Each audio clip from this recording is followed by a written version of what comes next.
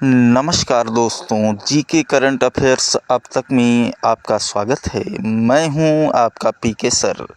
प्रधानमंत्री मोदी जी ने एक चेतावनी जारी की है जिसने वैश्विक बाज़ारों में हड़कंप मचा दिया है। क्या साल 2020 का वह सप्लाई चेन क्राइसिस फिर से वापस लौट रहा है? फारस की खाड़ी यानी कि स्ट्रेट ऑफ हॉर्मुज़ में अमेरिका और ईरान के बीच बढ़ता सैन्य तनाव और डोनाल्ड ट्रंप की वापसी, ये सब मिलकर भारत की इकोनॉमी के लिए एक परफेक्ट स्टॉर्म तैयार कर रहे हैं। सिर्फ एक महीने में भारतीय शेयर बाज़ार 12% गिर चुका है। यूरिया और गैस की कीमतें आसमान छू रही हैं। लेकिन दोस्तों, भारत इस बार हाथ पर हाथ धरे बैठा नहीं है। आखिर क्या भारत का वह मास्टर प्लान जो हमें इस वैश्विक मंदी और भुखमरी से बचाएगा?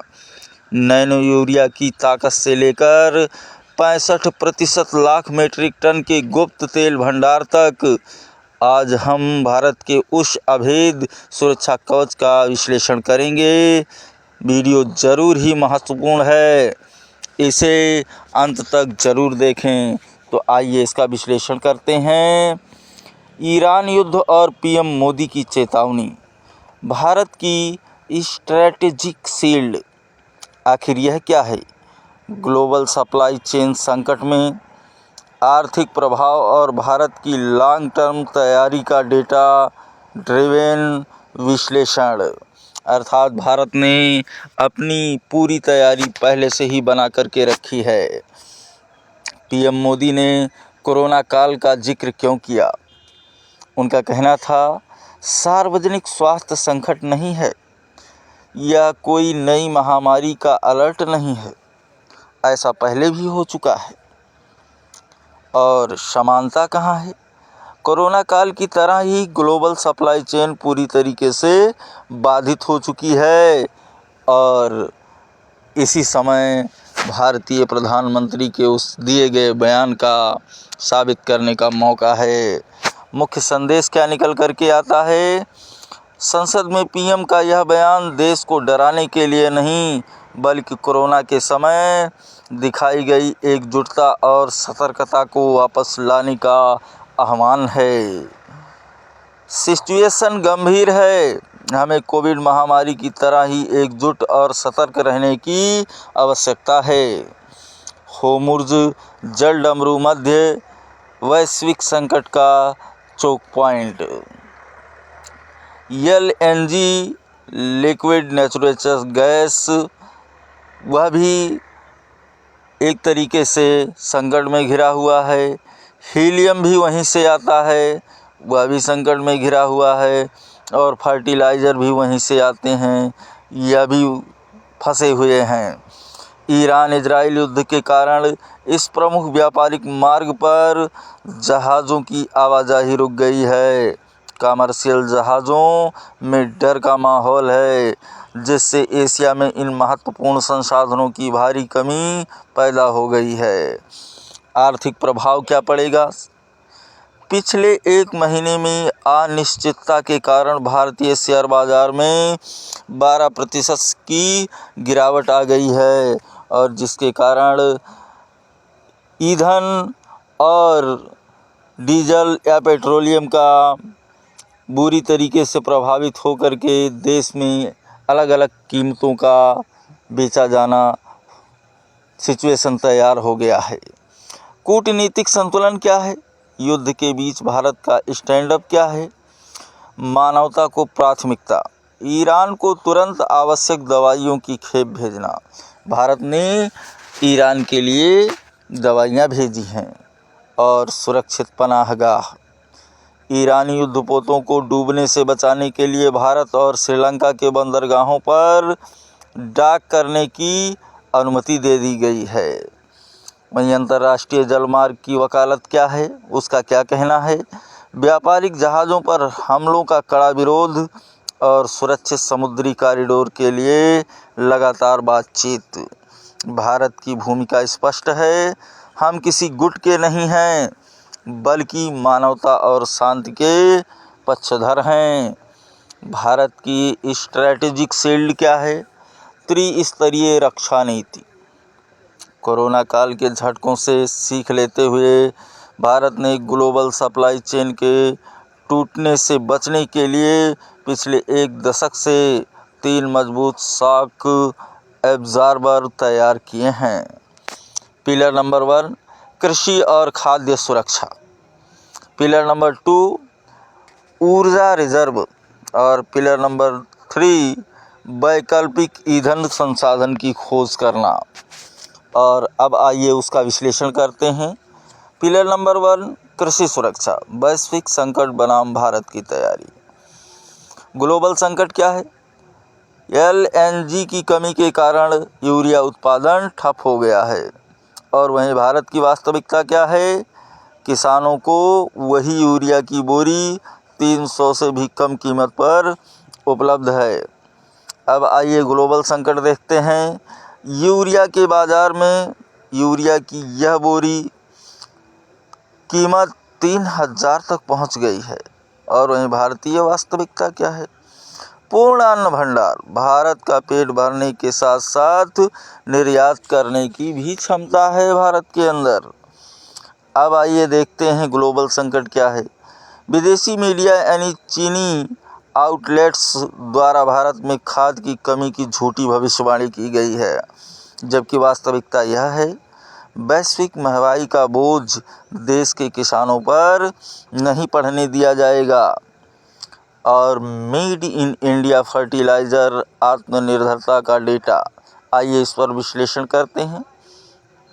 6 नए प्लांट लगाए गए। पिछले एक दशक में देश में 6 नए यूरिया प्लांट शुरू किए गए हैं, जो मेड इन इंडिया होगा, भारत का स्वयं का निर्मित होगा। और 76 लाख मीट्रिक टन सालाना यूरिया उत्पादन क्षमता में भारी वृद्धि, यानी कि भारत के यूरिया उत्पादन की क्षमता बहुत अधिक मात्रा में बढ़ गई है। और 50 lakh metric ton DAP di ammonium phosphate और NPK जैसी खाद्यों का घरेलू उत्पादन बढ़ाया गया। इनोवेशन का तड़का क्या है? सरकार ने किसानों को पारंपरिक खाद की निर्भरता कम करने के लिए made in India nano urea का मजबूत विकल्प दिया है। और पिलर नंबर 2 क्या है? स्ट्रैटेजिक पेट्रोलियम रिजर्व, भारत का शॉक एब्जॉर्बर। युद्ध को 1 महीना होने वाला है, फिर भी देश में पेट्रोल डीजल के दाम स्थिर हैं। इसका कारण है भारत की advance storage planning.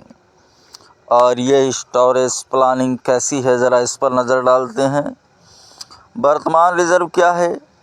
53 lakh metric ton से अधिक का क्रूड ऑयल भारत में उपलब्ध है। और भविष्य का लक्ष्य क्या है? 65 लाख मीट्रिक टन रिजर्व की व्यवस्था पर काम जारी है। अतिरिक्त सुरक्षा क्या है? यह तेल कंपनियों के अपने निजी रिजर्व से बिल्कुल अलग और अतिरिक्त है। बीते 11 वर्षों में रिफाइनरी कैपेसिटी में भी भारी वृद्धि हुई है। पिलर नंबर 3 क्या है? वैकल्पिक ईंधन क्रांति।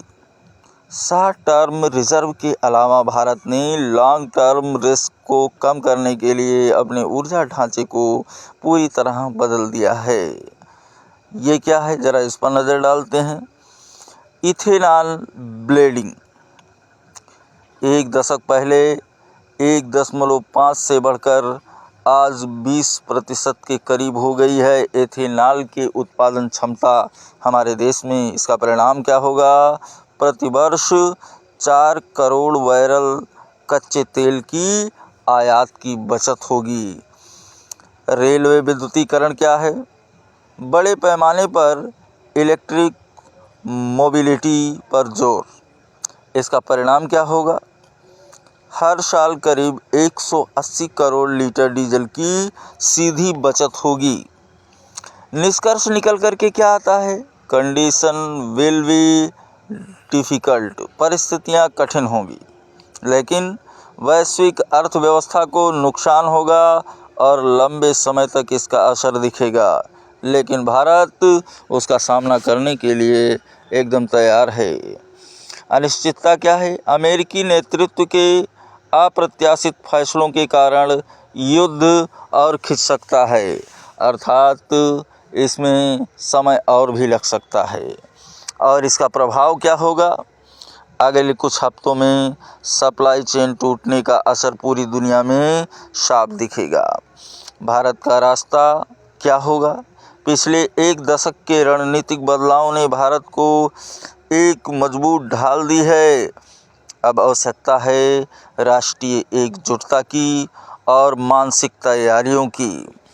तो देखते हैं दोस्तों, साफ है कि आज की अनिश्चित दुनिया में भारत केवल कूटनीतिक पर नहीं बल्कि अपनी आंतरिक शक्ति पर दांव लगा रहा है।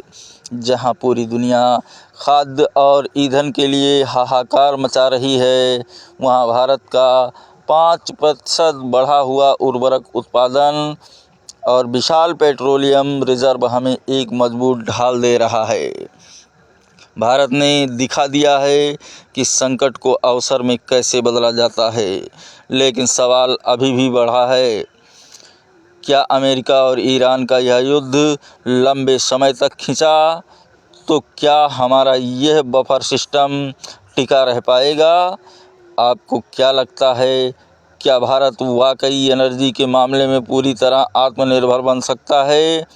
अपनी राय कमेंट्स में ज़रूर साझा करें। अगर आपको यह एनालिसिस सटीक लगा हो तो वीडियो को लाइक करें और ऐसी ही कूटनीतिक और आर्थिक खबरों के लिए जीके करंट अफेयर्स अब तक को सब्सक्राइब करना ना भूलें। देखते रहिए जीके करंट अफेयर्स। अब तक सतर्क रहें, जागरूक रहें। जय हिंद।